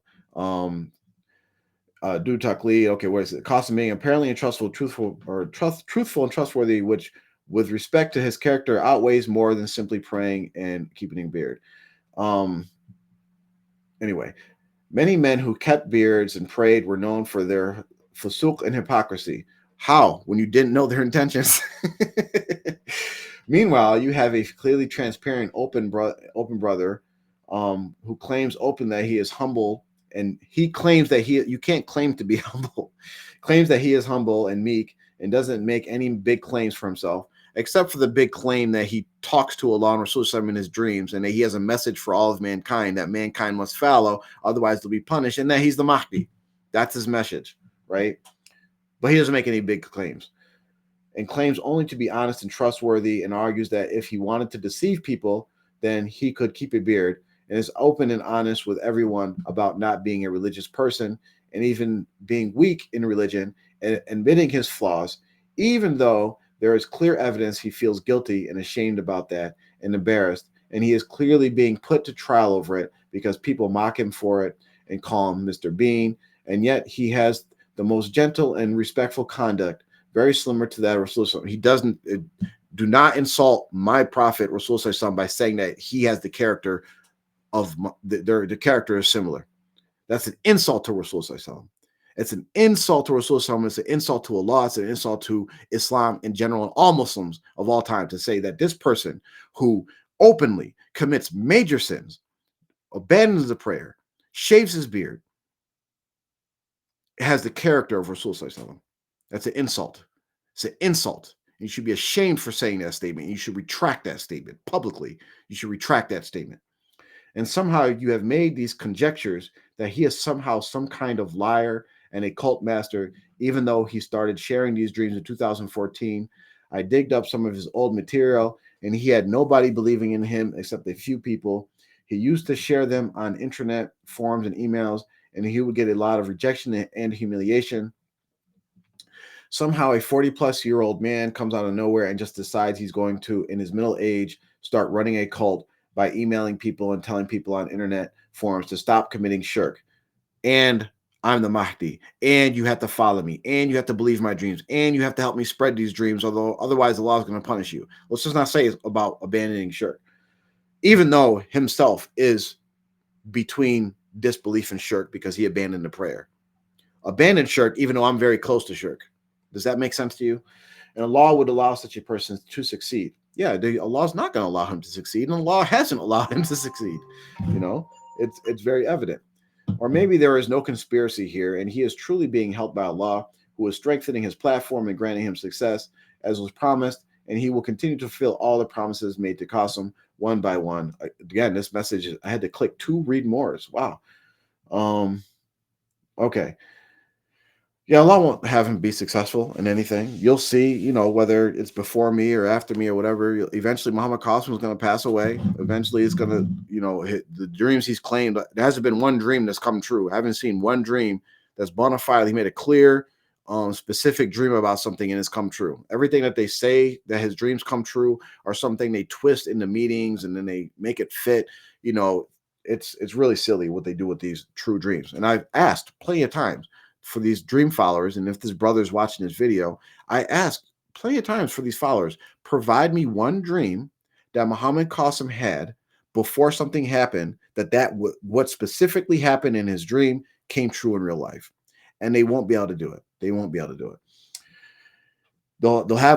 They'll take some dream that they'll say, you know what, this matches this, and this means this, and this is what really happened, and they'll jam them together, which anybody could do. It's kind of like, you look at clouds and you're like, oh yeah, that's in the shape of an airplane. That one looks like a elephant. That's what they do, right, with the dreams. They kind of just make up their own story and then try to fit something. And this is what all these cult leaders do with these dream things, right? They have enough dreams and then they just start, making them all up, and then fitting pieces into the puzzle, jamming the puzzle pieces together and say, hey, look at the picture it's making. Indeed, the response to the first accusation you made about him, his claims are the equivalent of the claims of a prophet. The response to that was irately simple. Simply put, true dreams are the only remaining inheritance from prophethood, and it is 146. Therefore, whoever receives true dreams has received something which is a part of prophethood, though it is not sufficient to render them as a prophet. Right. So when you have these true dreams, if you want to say that Muhammad Qasim dreams are true dreams, which they're not, they're 146 of prophethood. We go to the hadith, go back, Go learn what the hadith means. Go learn what the scholars interpret it as and what the Sahabas said about it. Go learn the actual practicality of what that means, right? So even if you have a true dream, right, they're not, in essence, the part of prophethood where a person will be punished by Allah for not following them, right? But Muhammad Qasim's having dreams that say, you know what, you must follow and believe and spread these dreams, okay? Or Allah will punish you. That's the part that he's saying he's the equivalent of a prophet without understanding. Maybe he doesn't understand that. Maybe, I mean, y'all definitely don't understand that. But the message he's giving is not talking about the 146 that we all have as far as having true dreams that all Muslims have, right? And then you go into the hadiths of, you know, the more true the dreams are, the more pious the person are, right? Right? So a person that is not pious, a person that commits open sins, a person that commits major sins openly and is persistent about that, most likely their dreams are going to be less true than the person that actually is pious. So that even is actually evidence against them when you start getting into the dreams, because all the evidence from dreams, like, listen, he's not a pious person. He commits major sins. It's most likely that his dreams are not true. Right. So, but again, they want to get into dreams talk and Mahdi talk and all that, where they can't even, you know, withstand the initial, you know, the initial test of just common sense and using your rational thought of take Islam out of it. Right. Would you as a person go trust a criminal, someone who's a murderer, right? Someone who kills people and steals and does all the kills, pillages, rapes, does all these different things, and you say, but they're trustworthy. I'm a trust that person. No, you wouldn't. So why would you do that with your deen? Why would you do that with your religion? It doesn't make sense at all. But again, we just deliver the message. And finally, this is not something you mentioned, but it is something I know you have doubts about, which is the issue of whether dreams can be taken as evidence in Islam. Indeed, dreams can be taken as evidence in Islam, and that was from the manhaj of the Salaf going back to Rasulullah himself, who used to frequently ask his companions, especially at the Fajr Salah, if they had seen any dreams. Asking about the dreams was an established sunnah, and in our times, this has been abandoned and replaced with the innovation, the likes of which have influenced you and your group and the way you guys think. Rasulullah asking for companions for their dreams, right? You can go and just research this. You know, if you want to develop your own version of Islam, what you guys are doing, you guys go ahead and do that. But as far as evidence of using it for Islam, you can look this up yourself, right? Learn about dreams and how we deal with dreams in Islam, going back to the Quran and Sunnah, and how Rasulullah tells us to deal with dreams and how the Sahabas dealt with dreams. The evidence is not going back to the dream. The evidence is going back to what Rasulullah confirmed in the dream. Because Rasulullah asked, you know, Sahabas would tell Rasulullah dreams, and he would tell some Sahabas, that dream is false. That dream is false. That dream doesn't mean anything. Okay?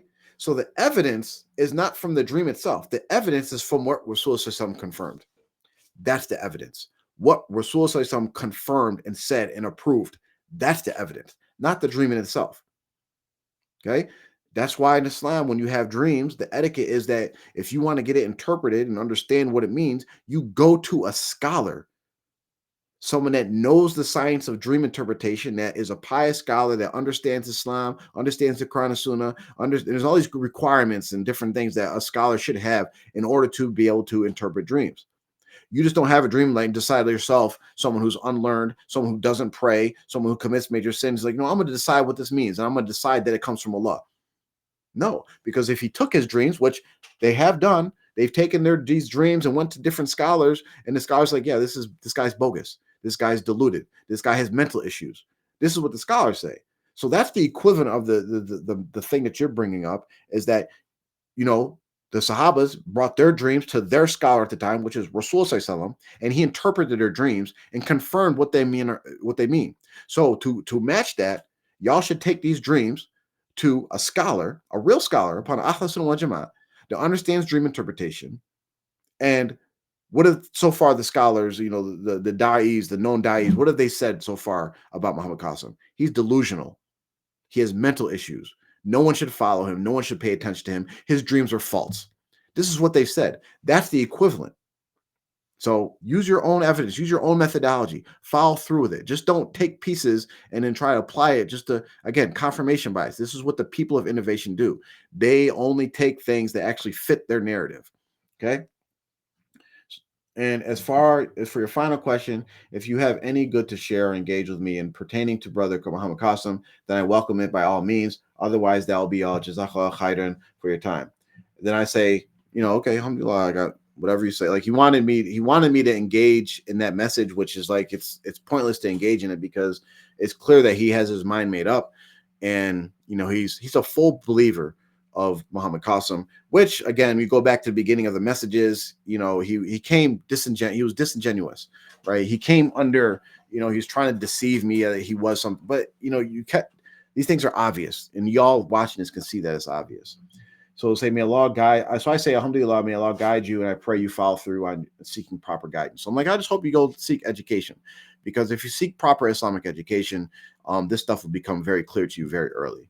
So he thumbs up it, and then he says, "Why yak, alhamdulillah." He says, "Oh, one final thing though. Um, I hope you are aware that you are considered to be a public representative for your YouTube channel, and you also explicitly confirm that in your message above." I'm like, "Oh, okay." So he sends the chat text. Basically, he exported the chat text, and he says, "I hope that my liaisons in the Dawah will review the material and share it with the public to leave them to judge for themselves."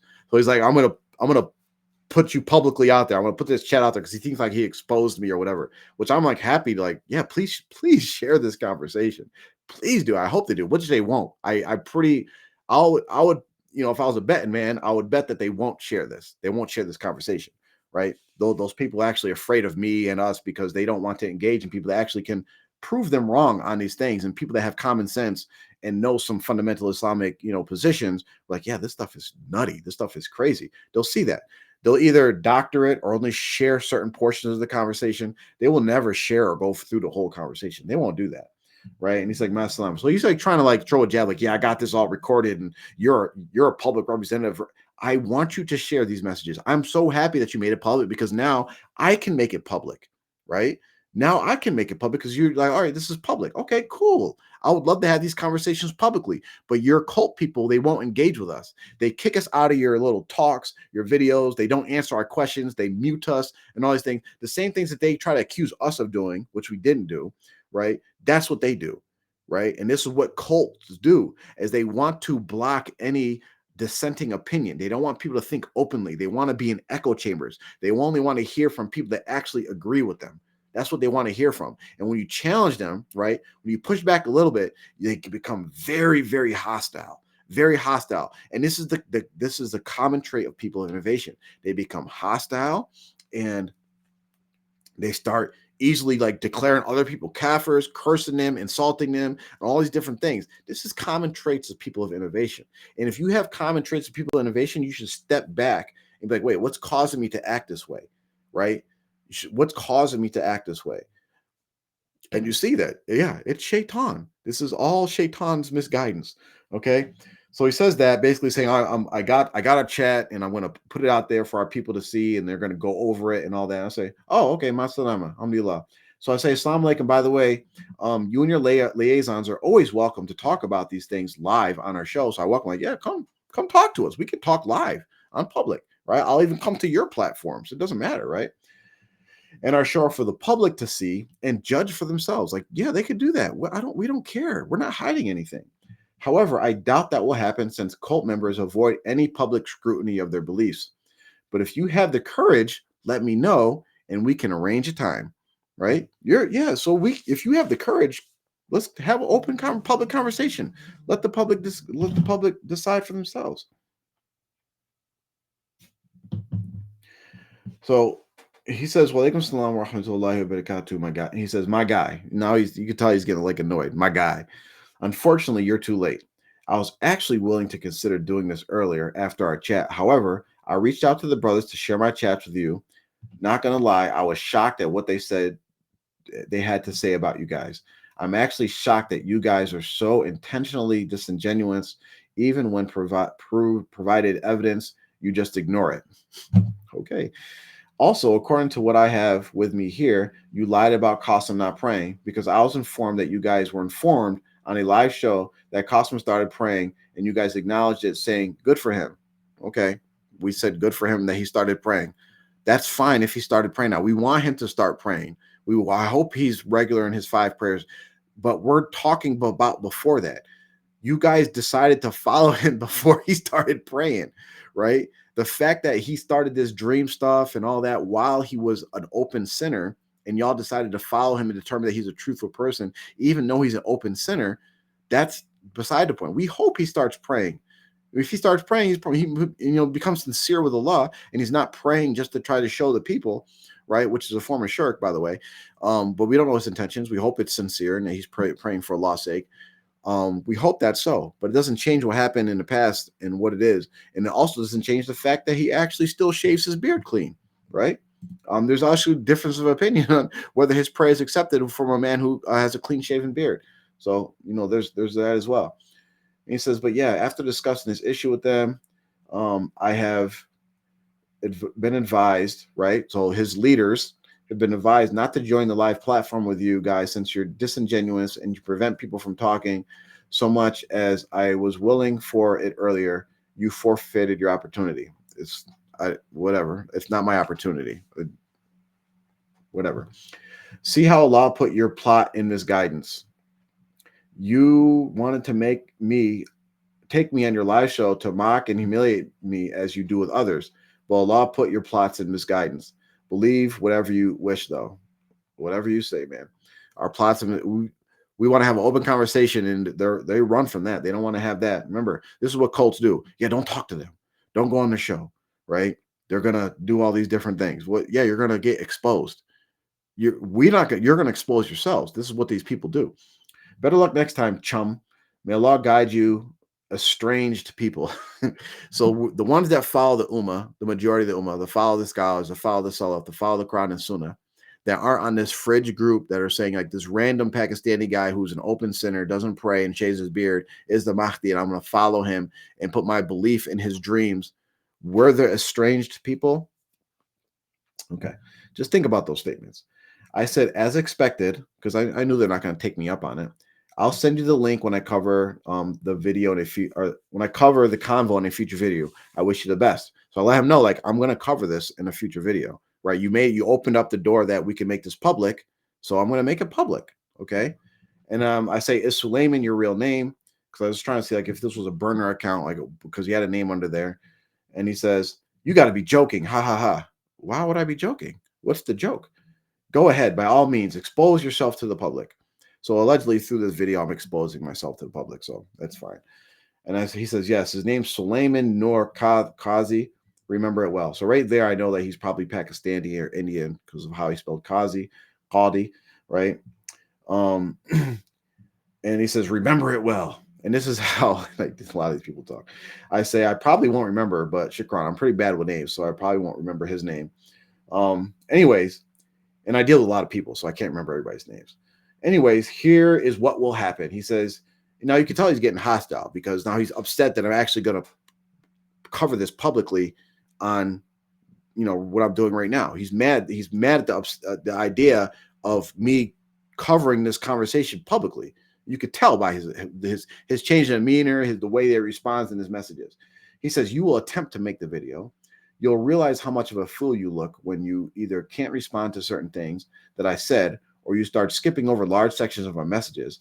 You will end up not going through with the video and give up on it. Now go ahead and prove me wrong. I'll wait. Right? So he's like basically trying to throw this bluff out there, like, you're not going to do it. You're not going to do it. Like, which we could see through these petty tactics.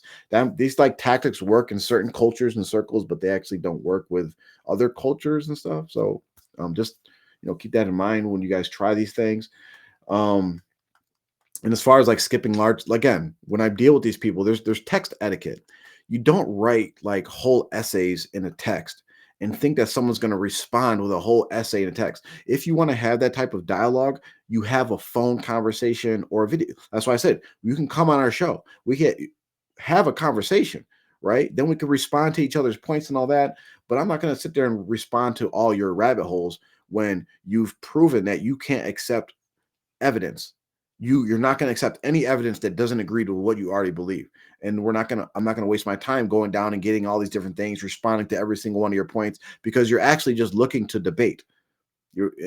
I'm not here to debate. I'm here to just give the message to people that want to hear the message, that are open to the truth, that have open hearts, and are sincerely doing what they're doing for Allah's sake.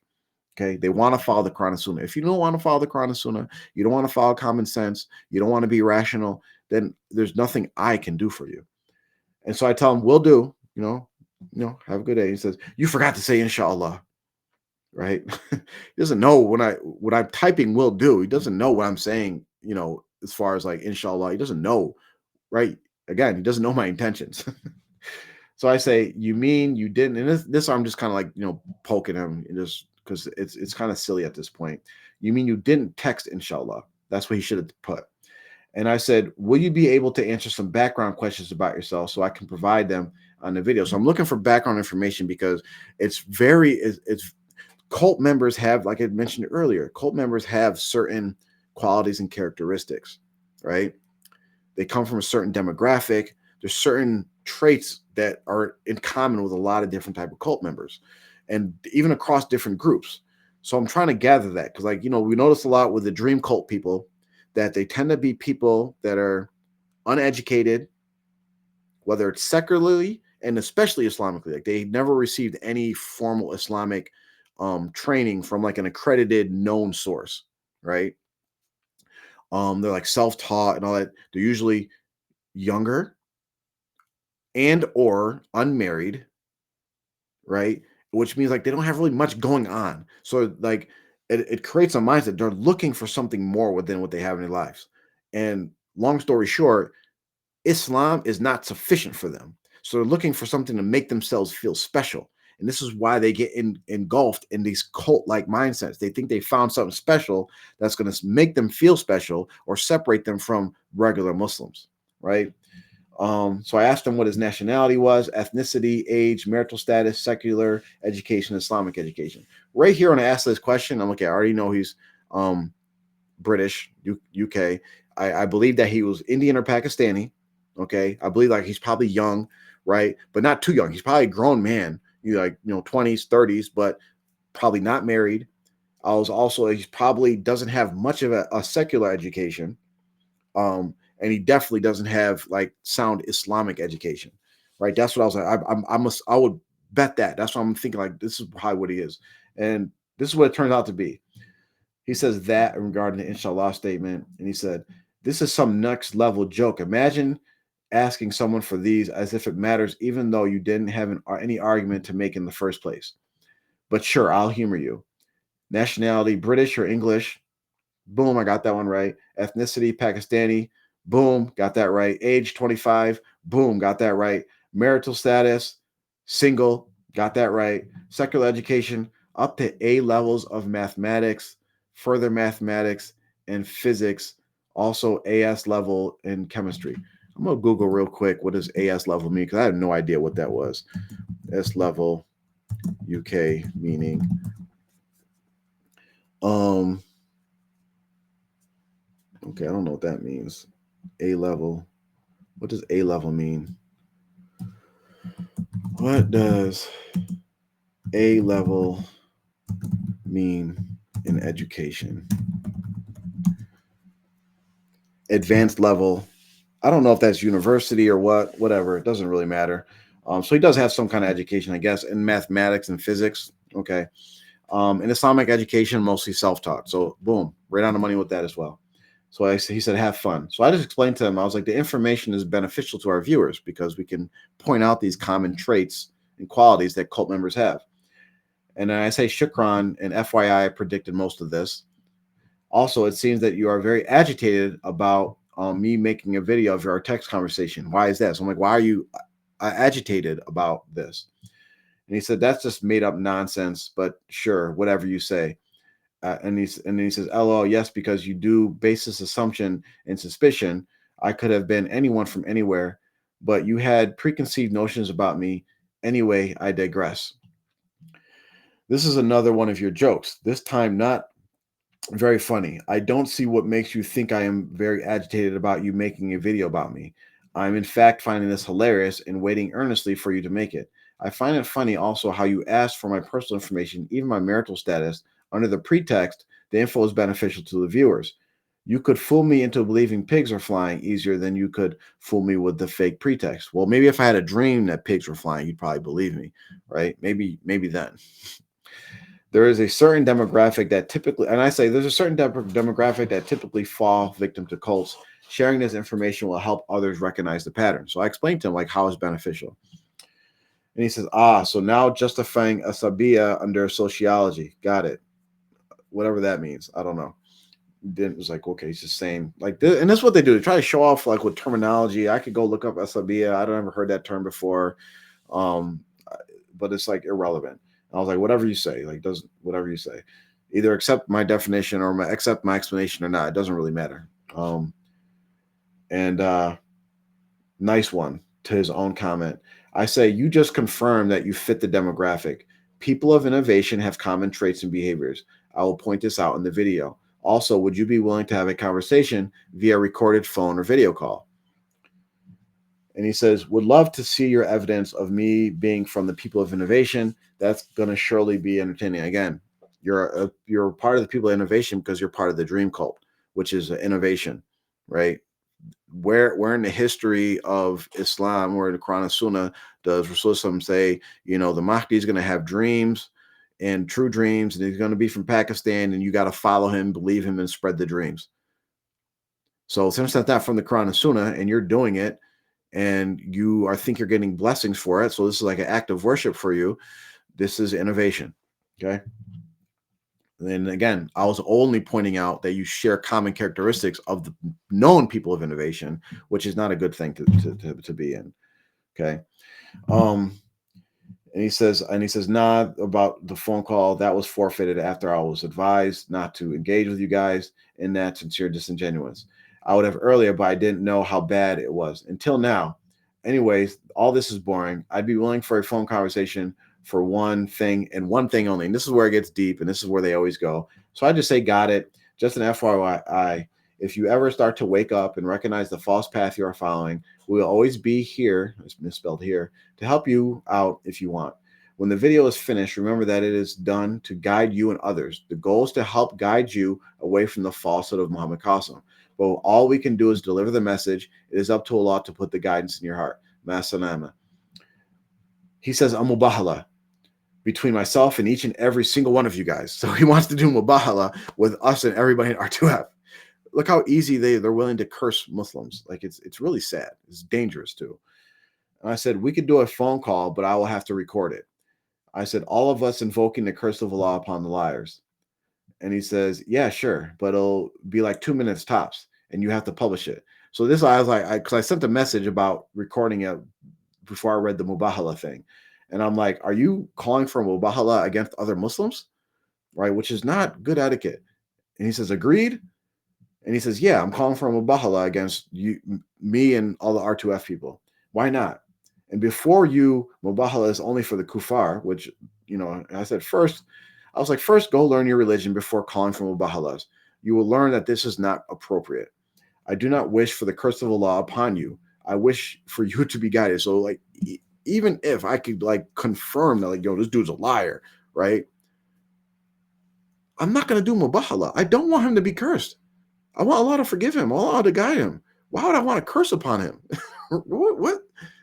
You're a Muslim, allegedly. Why would you want the curse of Allah on other Muslims? And why would you risk that on yourself, right? He says, fair enough. From my perspective, I don't mind. Since to me, you've been disingenuous and insincere. I was like, you don't mind cursing other Muslims? And he says, I've been lying. He says, I don't mind engaging in Bahala if you guys agree to it. I wouldn't start cursing you if you didn't agree. So he just, whatever. I said, what have I, one, been disingenuous and insincere about? And two, what have I lied about? And I'm like, I'll wait. What have I been disingenuous about? And what have I lied about? He's like, bruh. He says, so you don't mind cursing Muslims as long as we agree to it. So he doesn't mind cursing us as long as we agree to be cursed. Were you aware that Qasim started praying and that one of you admitted it on live stream and said good for him? We can't admit whether, we don't know if Muhammad Qasim is praying. If someone says he's praying, like, okay, whatever. We can't admit to it. All we can do is acknowledge what you said. We don't know if he's praying or not. All we could do is take your claims that he's praying. All we know is that he wasn't praying, right? So us admitting, like saying, acknowledging what someone says doesn't mean anything in regards to Muhammad Qasim actually praying, right? We don't know if he's praying. I don't see him every day. Do you lack basic comprehension?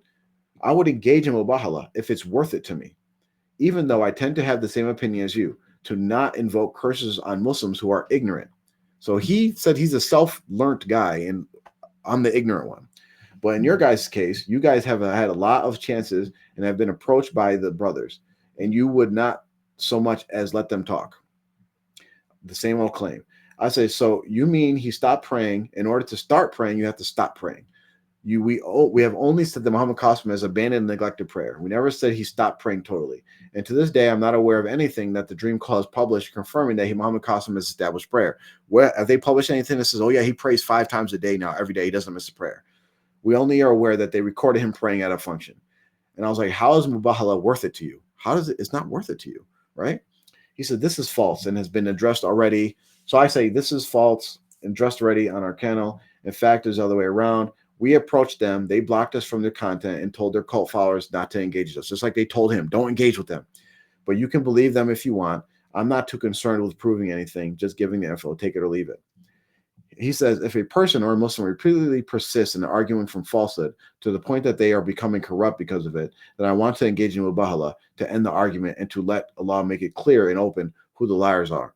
Doing mubahala does not make it open and clear who the liars are, right? It doesn't. Because someone that doesn't lack understanding or, or is ignorant or really believes in the truth, all you're doing is cursing them, or they're cursing themselves, or you're cursing yourself if you're wrong. It's for the sake of brevity.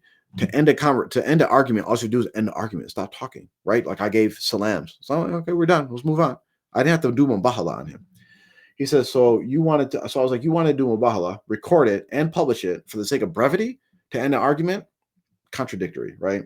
I said, and for your information, I only ever engaged in mubahala once, and that was against a Book of Quranist guy, and it was recent. I'm not some type of guy that goes around making mubahalas on a regular. This is a very serious deal for me that I'm inviting you to a mubahala. Yeah, it is a very serious deal. That's why he don't just go throwing that out there. I'm gonna do mubahala. And he still hasn't answered my question about what I lied about and what was I insincere about. And he's like, you got it, well done. I say, someone who is ignorant should not be engaging in mubahalas. Like he said he's self-taught. I mean, he's ignorant, right? You shouldn't be engaging in mubahalas. He's like, speak for yourself. Like, yeah, I'm ignorant too. A lot. But I actually, I'm not self-taught. Like I learned from scholars, I learned from sheikhs. I am engaged, so there's different levels of ignorance, but I'm not going to engage in mubahala with anybody. I'm not, right? It's not conducive to anything, right?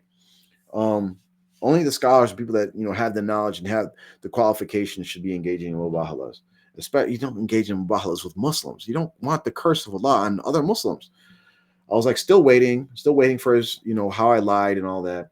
Also, while I wait, quick question: what would the mubahala be anyway? What would we be swearing to? So I'm like, what would we actually be swearing about, right? Because we can't like that. Swearing that I'm not lying and swearing that he's not lying. He could be telling the truth about whatever he believes in. You believe in something. I believe in something.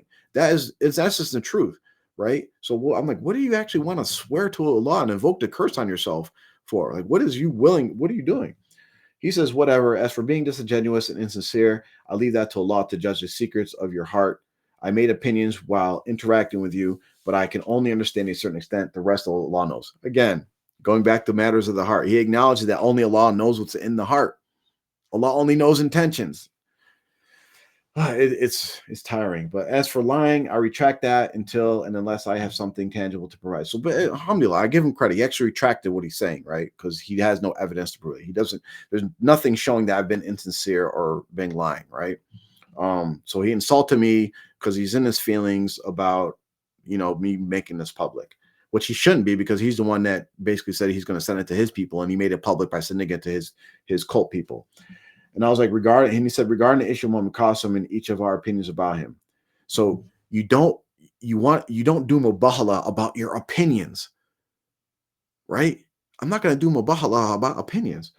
That may the curse of Allah be upon whichever of the two parties is speaking lies about brother Qasim and this group as a whole. Remember all the stuff he was talking about Muhammad Qasim? He was like, I assume, I suspect.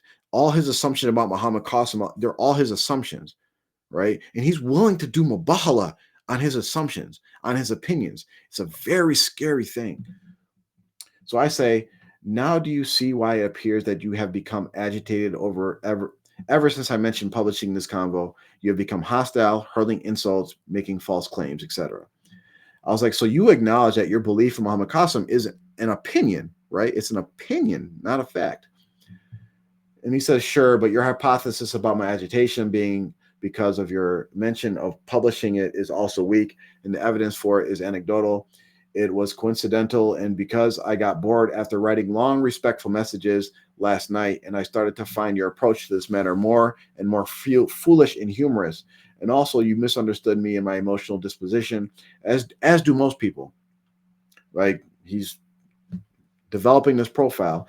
I'm not a very emotional person. Everything I'm saying is from the basis of reason, though I may antagonize as when I please. Funnily enough, whenever I antagonize people, they always call me out and point the finger at me for it. But if I don't, then they continue to treat me the way they do. So he goes into victim mode. Like we talked about this in the other show. He's like, yeah, he recognized that his its opinion about Muhammad Qasim, but I'll add that is also the correct opinion. Okay. I was like, got it. Very interesting. This helps paint a picture. And he's like, lovely. Hope is not a picture with idols. I was like, you do know that opinions have the possibility of being wrong. That's the definition of opinion. Like there's a possibility of it being wrong, right? And he's like, sure, of course. And I was like, are you willing to possibly invert the curse of Allah on yourself for something that you could be wrong about? Can you see how that isn't rational? Like that's not rational. He said, I wouldn't have evoked the opportunity for mubahala if I didn't believe it to be true with absolute certainty. So that means it's not your opinion, right? You don't believe it's opinion. You believe it's absolute truth. It's not your opinion. In simple terms, no, I don't believe I am wrong or could be wrong regarding Brother Qasim. Again, mind made up. Why'd you contact me? Your mind was already made up. You don't have an open mind. That statement right there is saying, I don't have an open mind on this issue, right? Okay. I was like, from your perspective, it's not your opinion. It's truth, a fact. Hence why I evoked the invitation to it. I said, if that's the case, then why is it in fiqh, if scholars decide a certain opinion is the right one, they call it the correct opinion and not a truth or a fact? It's like, I hope you guys can see this. So I said, scholars don't do mubahala over differences of opinion in fiqh-related matters.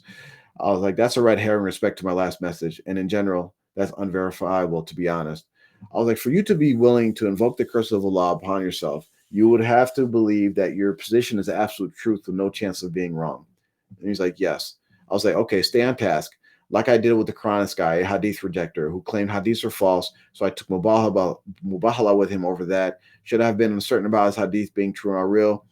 I say, so have you come to this absoluteness in your belief regarding Muhammad Qasim after we started texting or before we started texting? So basically point out the fact that he was disingenuous from the beginning because he was a full believer in Muhammad Qasim, but he came, deceiving.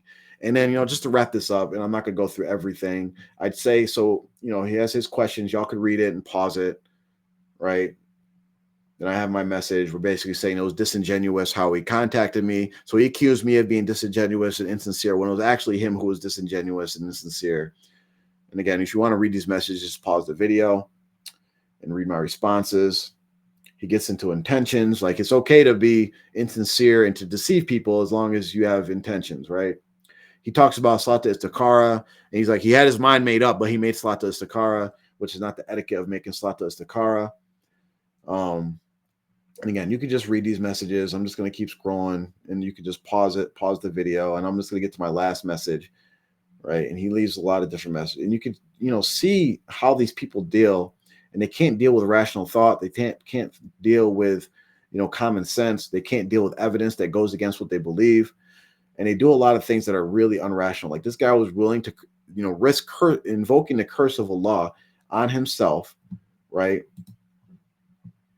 To just try to support his opinion. So I ended the message with saying, to be clear, you acted like you were sympathetic to my cause because you wanted to extract evidence from my case. That's basically what he confirmed.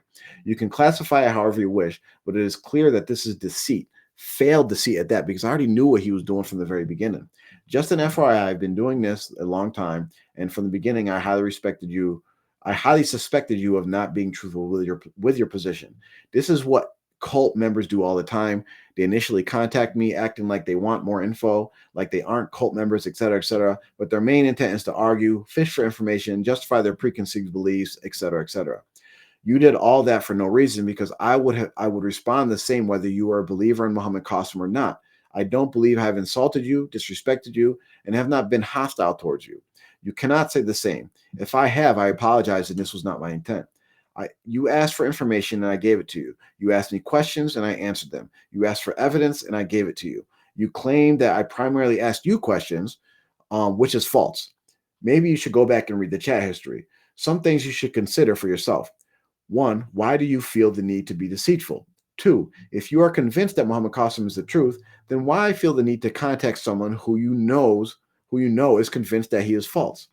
Why do you get agitated when you weren't getting what you wanted out of the conversation? Why are you so willing to invoke the curse of Allah upon yourself and upon other Muslims? Why are you looking for people to prove their claims against Muhammad Qasim when you can't prove your claims for him? I do not need answers to these questions. I want you to consider them. I truly want what is best for you. You are a Muslim and my brother in Islam. Maybe you will work up the courage to have a real conversation.